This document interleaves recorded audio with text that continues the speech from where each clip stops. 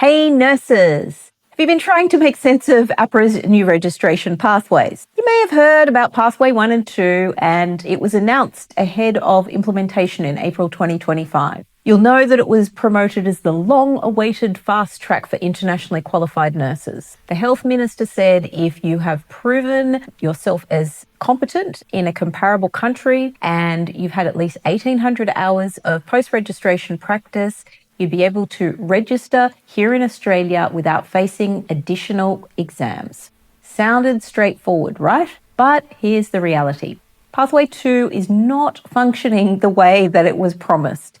Instead of streamlining the processes, it's been pushing many nurses back into Stream B, the outcomes-based assessment pathway, which actually requires them to sit for both the NCLEX and travel to Australia to sit for the OSCE examination. On top of all of that, the processing times have also blown out.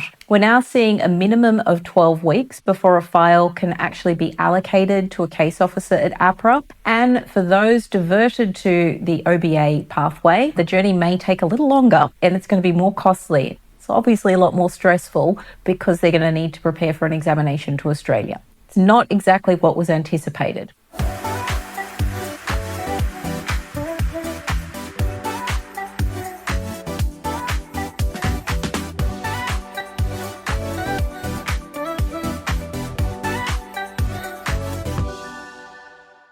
Anyway, I'm Rhea Fawole and I'm the principal lawyer at SOLVi Migration. I run Australia's only immigration law firm that specialises in helping nurses like you to navigate both registration and migration. Before founding SOLVi, I spent more than 20 years working in the Australian government, and this included 12 years as a senior manager in the Department of Home Affairs, which is Australia's immigration, and then later as a director in Australia's Department of Health and Ageing.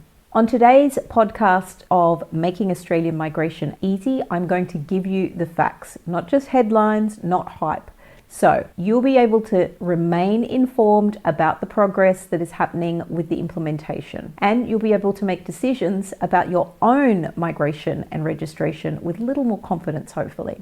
So today we're going to dig into what's really happening specifically with the Pathway 2 of the new pathways for registration to Australia. We're going to cover off three important topics. So one is talking about the promise versus the reality. Why Pathway 2 is sending many nurses into a Stream B, requiring an OSCE and travel to Australia, and the NCLEX as well. It's creating widespread frustration. Then we're also going to talk about how it happened. How did this come about? The Kruk review, the minister's announcement in January this year, the expectations that were set, and then how the Nursing and Midwifery Board of Australia's new standards have ended up in a bit of disappointment for many of you. We then want to talk about where to next and what's happening right now. Changes to New Zealand, diplomas versus bachelor qualified recognition. And we want to give a little bit of empathy to AHPRA staff who are caught in the middle, and then give you a little bit of hope as well after all of this that some change will be expected. All right, let's step back for a moment. Think about January 2025 this year, when Australia's Health Minister made an amazing announcement that internationally qualified nurses from comparable jurisdictions such as the UK, Ireland, US, Canada, Singapore and Spain will finally have a fast track to Australian registration. Happy days. Well, the announcement did make headlines. Nurses everywhere were messaging colleagues, families. I know I got a lot of messages, and we were also excited in this firm. We thought, this is it. Finally, our nurses will not need to sit additional exams.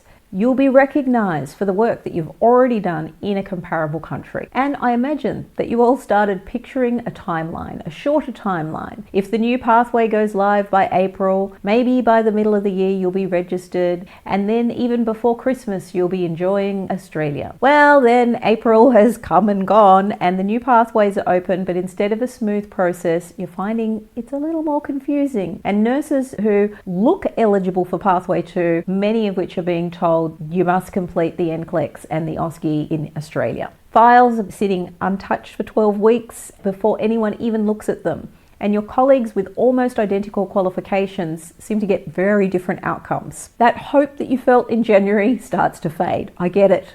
Instead of fast track, it feels like another maze. And if you've been listening to this podcast for a while, then you'll know I actually foreshadowed this. I had warned that until the new rules were published, they weren't law yet. I also said in the lead up to an election year, promises are often made and they don't match the detail of what gets implemented. And when they make these big announcements and they're redirecting a big caseload that was previously going by New Zealand, they didn't give additional staff. So unfortunately, that is exactly what has happened. Let's get into it. First of all, let's talk about what the minister had announced. So it was announced that Pathway 1 and 2 were going to be implemented. And the message was that nurses who had proven themselves in a comparable country, you would finally have faster registration to AHPRA in Australia without additional exams. At first glance, it sounded fair. If you'd been registered in that comparable country, you had at least 1,800 hours of experience, and you had done an exam such as OSCE and NCLEX, you'd be able to register very quickly in Australia without facing additional hurdles. But what we've actually seen is that Pathway 1 has generally worked in that way, although not faster, while Pathway 2 has not. Instead of being recognised, many nurses applying under Pathway 2 are being redirected to Stream B, the outcomes-based assessment pathway. That means sitting both the NCLEX and the OSCE in Australia. For many of you, all over again, because you've already done similar exams in other countries. Now, let's talk about what this really means. So the NCLEX requires some time and preparation, and you take it at a Pearson VUE testing centre. Then for the OSCE, you need to do some preparation and training to come to Australia to do your clinical exam. The OSCE can only be sat in Adelaide and Melbourne. So that means visas, travel, time off, work, accommodation. Of course, that's a significant cost. I imagine if you're a nurse who thought you would have avoided all of this because of Pathway 2, only to open your decision letter and find that you're being redirected to the OBA, it's not just frustrating, it's financially draining, emotionally exhausting, and frankly, I don't think it makes a lot of sense. The inconsistency is adding to the confusion. We've seen nurses with almost identical backgrounds receive different outcomes. One who's accepted under Pathway 2, the other who's told to sit exams. On top of all of that, the processing delays are compounding the problem. Even straightforward applications that previously would be under Stream A are taking months longer than before. It's now a minimum of 12 weeks. And that's just to be allocated to an AHPRA case officer. And the full process can stretch to much longer. Nurses have been left trying to plan their lives around an uncertain time with no clear answers. I hear some of you still ask about the New Zealand pathway as an alternative. And yes, once you have registration with New Zealand, you can use the Trans-Tasman Mutual Recognition Scheme for direct registration. But since December 2023, New Zealand requires its own OSCE. And since the 1st of July 2024, it added an IQ and theory exam, like an NCLEX. And to register, they've now combined the competency-based assessment is those two. They will not exempt either one. And adding to this, they're only recognising the bachelor qualified nursing. So the bottom line is Pathway 2 is not functioning as advertised. Instead of fast track, it's become another barrier, creating widespread frustration and angst. Previously, those nurses would have registered via New Zealand. So let's understand how we ended up here. Let's go back to what was called the Kruk review. This was an independent review that the government in Australia had sought to streamline registration to deal with the skill shortage of nurses. Nurses that would be considered safe to practice in Australia would be those who had registration in a comparable country, US, UK, Canada, Ireland, Singapore, Spain, that have been obtained after 1 January 2017 and had completed a recognised examination such as an NCLEX or OSCE in that jurisdiction in order to obtain that registration. And then you had at least 1,800 hours of post-registration experience in that comparable jurisdiction. That combination of factors was meant to be enough to streamline. The idea was simple. You've already proven yourself through similar exams and you have overseas experience in a comparable jurisdiction. Why should you repeat the same hurdles in Australia? That was the intention of the review, and it really made sense to everyone. In January 2025, Australia's Health Minister took those findings and made a public announcement with the election approaching in Australia.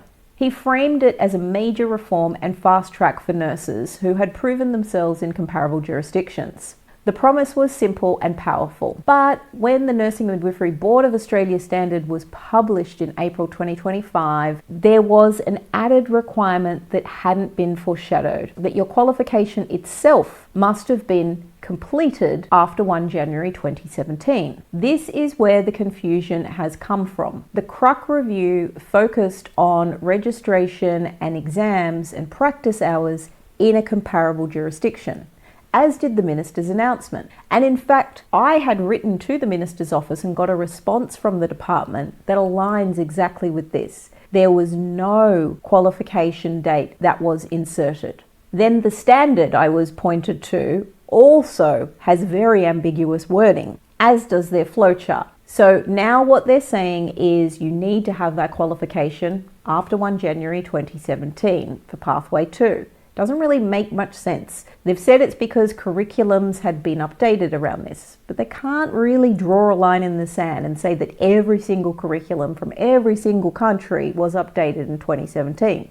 Also, this fact does ignore the comparable countries and the fact that nurses, while you're working, you're doing continuing professional development in that comparable jurisdiction to keep your nursing skills up to date and in line with current practice. The safety issue that they're trying to allude to doesn't quite add up when those nurses previously would have been able to avoid those exams by going via New Zealand, and they're practicing in Australia already, safely, from what we all understand. So the comparable post-2017 nurses seem to be fine. But those who did a qualification before are being told that they need to do the OBA pathway, which will require the OSCE and the NCLEX. I have received an initial response from my correspondence with the NMBA and Minister's Office. Whilst I've not received an acknowledgement that this was not how the policy was intended, they have said some good news that I'll come to at the end of this episode.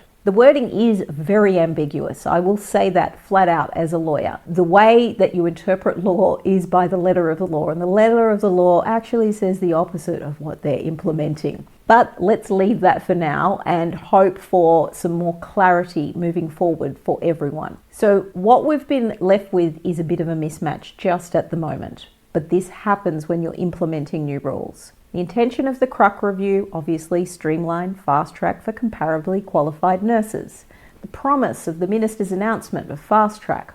But then the reality of what the NMBA has put in the standard. That's where the mismatch, and it's left many of those nurses who are hoping for the exemptions under Pathway 2 being told that they now need to do additional exams when in the past they wouldn't have. Okay, so where does this leave you now if you're applying today? First, you do need to expect delays, no matter what your pathway is. Even the most straightforward Stream A applications are taking a minimum of 12 weeks before they can be allocated to a case officer. Remember, they've suddenly got a huge additional demand of registrations and they don't have additional staff to deal with that. So if you're redirected to OBA pathway, I'd suggest being a little patient. You could opt to do those exams if you have the opportunity to prepare and travel, and that of course will get you into Australia anyway.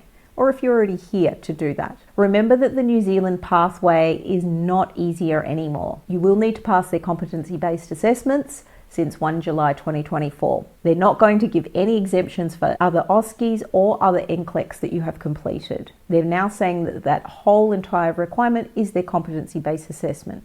In addition to this, they're not looking at diploma qualified nurses unless you've done other qualifications that could top you up to the level of a Bachelor of Nursing. So, for some diploma qualified nurses looking to register in Australia, you do still have some options depending on when you obtained your qualification and where you obtained your qualification. But the options are narrow and it is complex to navigate. So lastly, I want to leave you with, we do need to acknowledge the position of the staff at AHPRA. It's very easy to be frustrated because they're the ones who are in between. I know I feel the same in my firm. We're the ones in between of our clients. But the staff are trying their best to apply the standard that is very ambiguous and they haven't been given the new resources or systems to match. They're trying to manage an unprecedented caseload with ambiguous changing rules. they're kind of stuck in the middle of it. So I do have the utmost respect for the public servants who are working hard to get through this at the moment. As I said, the good news, we've had a response to our advocacy. And what we've been told is that Nursing and Midwifery Board of Australia, the NMBA, will be giving a 12-month review. So that's in April 2026, and we'll be giving them a comprehensive submission to consider the implementation of the new streamlined pathways and any other recommendations that may need adjustment. Now, if you watch my earlier episode ahead of implementation, you'll know that I foreshadowed this. I said announcements happen quickly during an election. They're not trying to mislead you, but they get excited, and then the reality of a department then trying to implement what has happened, the policymakers from the Nursing and Midwifery Board are in between that, trying to do what creates safe practice very quickly, and then the department's left trying to pick up the pieces and implement it. So nurses, your skills are not diminished. Australia still remains with a massive deficit of nursing skills. So we do still need you. Bear with it, be patient. As I said, for many of you, we still have very straightforward pathways.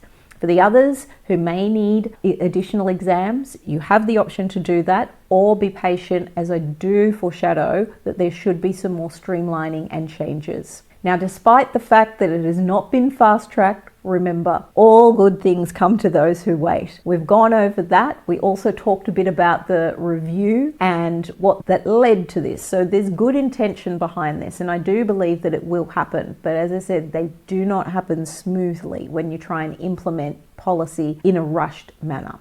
The last thing that we also talked about was the real life impacts. So you understand now that there are longer wait times with AHPRA, so to be patient and be patient with the staff at AHPRA who are trying to work through this. You also understand the differences with the New Zealand Nursing Council registration pathway. It is still viable, as I said. Once you have that, you can register via the TTMRS to AHPRA. And of course, the good news, there's going to be a comprehensive review of this implementation in April 2026 foreshadowed. So what I would recommend for you in the meantime, get registered and enroll in our nurse registration course. That's nurseregistration.com. There'll be a step-by-step guide on all the different pathways and requirements, so you know where you stand and you don't waste time and money, and you can still keep on track for your dream to migrating and nursing in Australia. Now, if you need broader advice, maybe around an ANMAC, or perhaps you're looking at general skilled migration and you need assistance with an expression of interest or your visa application, please do book a consultation with us at SOLVi Migration. That's solvi.com.au. That's it for today on Making Australian Migration Easy. I'm your host, Rhea Fawole. Until next time, please do like, subscribe and share, and I look forward to seeing you on our next episode.